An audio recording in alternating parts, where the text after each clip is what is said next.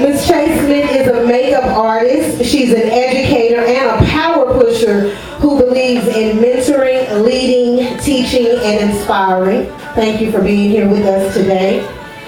In the back we have Ms. Kia Garrett. Kia is a serial entrepreneur. She is an author for her latest book, From Hell to Hair, which launches tomorrow. So you guys will be able to hear more about her book launch. She is also a owner and instructor for a beauty college, as well as owner and salon. So Kia has going on as well. And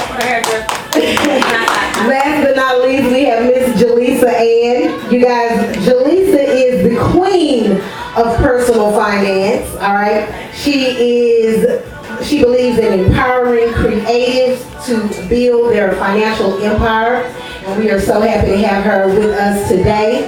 So what we're gonna do real quick, we got a little icebreaker. Okay, everyone that came in, you got a rubber band. So I am going to. What's that? Okay. I want to see. I'm gonna pick on you, Jimmy. Okay. So if you have, what color is your Yellow. Yellow. Okay. So your yellow represents that you are a business owner. Hair by Jimmy. All right. You guys can check her out on Facebook and look her up. She keep those lashes and that hair popping.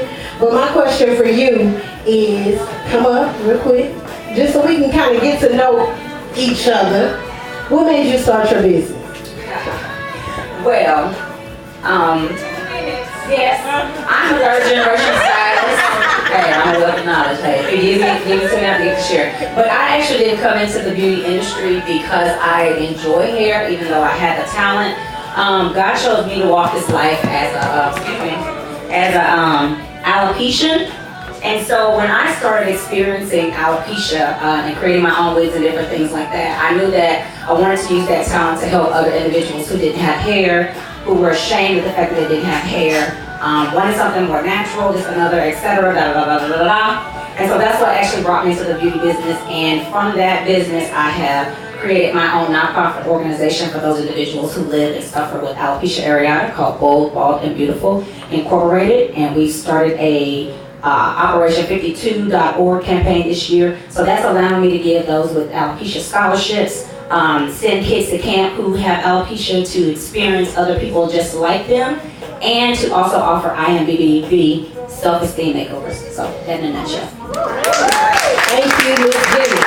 I'm going to pose the same question to my panelists, and also if you guys have any questions that you want to ask, just raise your hand and you guys will be able to get on the mic. All right, so who want to go first? Kia?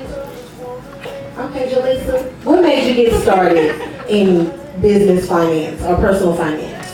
Well, I first had the idea after I was laid off. So I walked into my corporate job and was told that we had a 3 o'clock meeting and the whole building was closing. They told us not to come back tomorrow, but to come back the next day so that they can help us. The company was actually nice enough to help us, file for unemployment and things like that, get our resume together. But at that point, I realized I was living my life so recklessly as far as my finances go that I was one paycheck away from homelessness. So I just was devastated. I didn't know what to do, and I just said that I needed to finally get it together. And as I began to get my finances together and go back to corporate America, I realized that everyone was coming to me asking me for help and asking me how I did that. And I just wanted to help other women do the same things that I was able to do.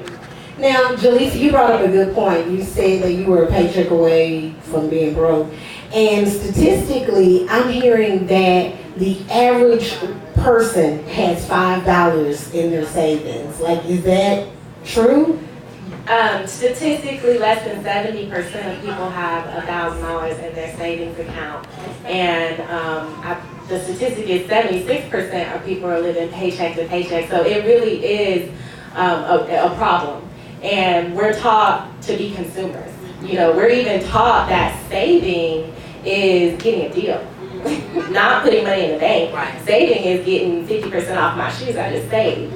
And I think that we have to begin educating not only ourselves but the next generation, because they're going to be slaves to the paycheck, and that's not what we want.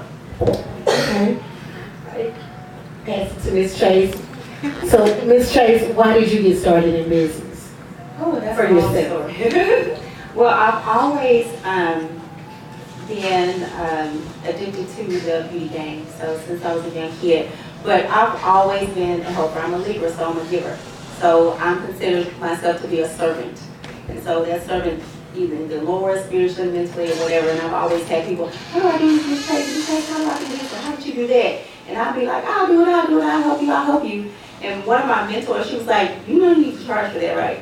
And because I am a helper, a servant, and my heart is so big, I would just do stuff just because the person needed help.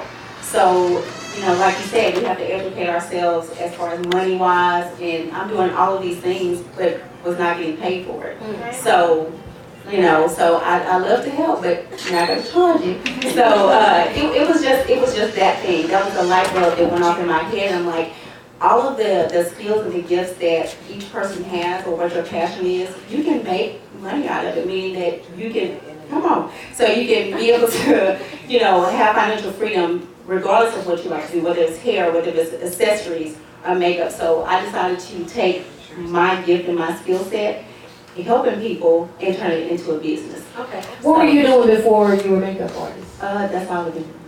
That's it? I mean, my younger 20s, of course, I was a collection manager. Okay. Corporate, of course I did the corporate thing. But I was actually reading Essence one day, and they have a little section called Side Hustle. And I'm like, I do makeup, I can do a side hustle. And in that instance, I said, you know what, I'm going to research this, figure it out.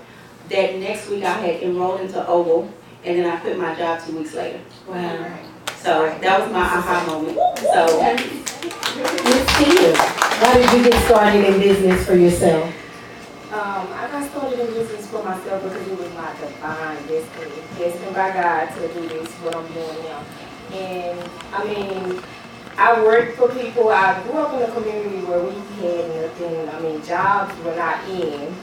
I'm gonna tell you what was in. Like, the people that we had to emulate were drug dealers and thieves. And so I became a product of my environment. It was a choice that I chose. It was what I wanted to do because that's what I saw. I didn't see the people like us here today in my neighborhood. So the people that were living large and doing big things were the people that were stealing and selling drugs. But then God just said hunger. And he gave me a little opportunity to sit down somewhere, and it was prison. I have been in prison before. And with that right there, it's like, he said, Kia, it's your time, And when I made him this promise, we have this covenant that we have, and I hadn't broken, and he ain't broken, and because he is a God that's forever. Nothing that he says will ever go null or void. So he just moved in my favor from then on out with that promise that I made to him. And I started a salon first, and it was like, there wasn't anything that I wanted to do. I'm gonna tell you the truth. I was a girl that I think I just wanted some money. You know how we all just want to get some money. That's what it was. But now it's like, it's more to life than that. Whether you have $1 or $1 million, it really doesn't matter. As long as you're living out your purpose and your passion. And that's to help other people. Like, being a giver, it's good to give than to receive. Your blessings don't come anyway. You just open up yourself and give. So that's the reason why I have the school that I'm a part of is preparing people Barbara Scouting College.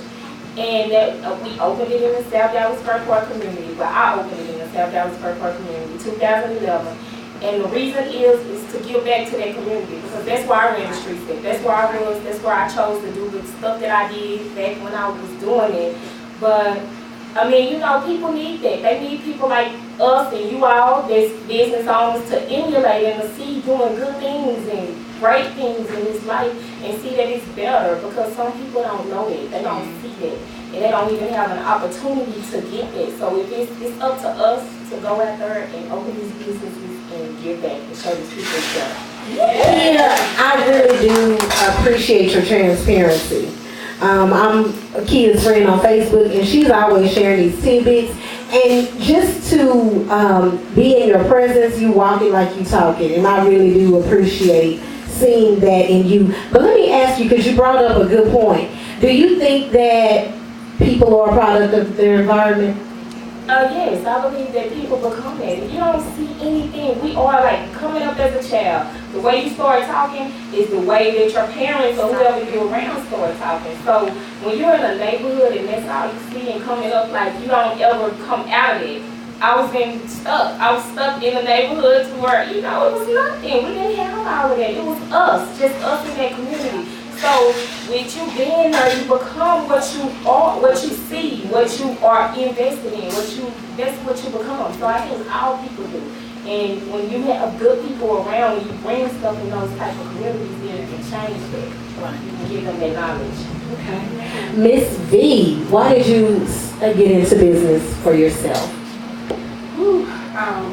I can relate to Kia. We grew up in the same neighborhood.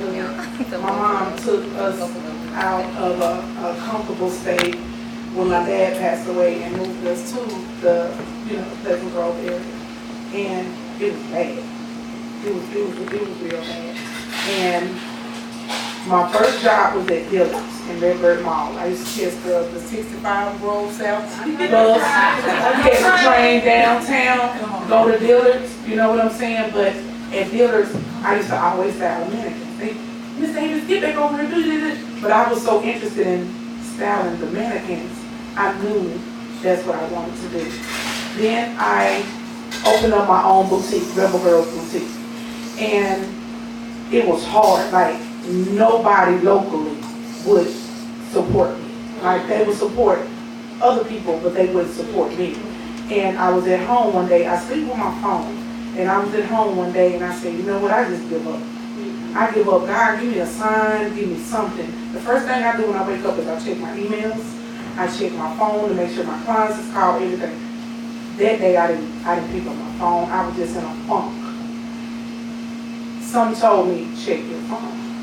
When I checked my phone, Sherry Shepherd had emailed and told me to give her a call. And she liked it, my website, she liked the items and accessories and stuff that I had in my boutique. I talked to